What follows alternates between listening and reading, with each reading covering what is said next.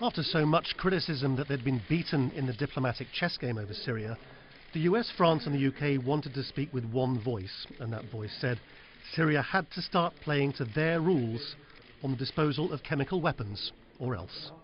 Now, Russia did agree in Geneva that Chapter 7 is mentioned specifically as the route for compliance if there is non-compliance or any use of chemical weapons by anyone in Syria.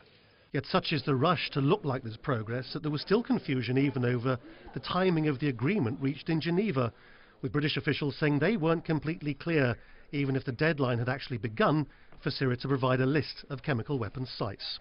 But all the same, if the details are enormously sketchy, what's obvious is the aspiration, a political settlement. It is the Assad regime that has stockpiled these weapons and that has used them repeatedly against the Syrian people. So the pressure is on them to comply with this agreement in full. The world must be prepared to hold them to account if they don't, and our three countries are certainly determined to do so.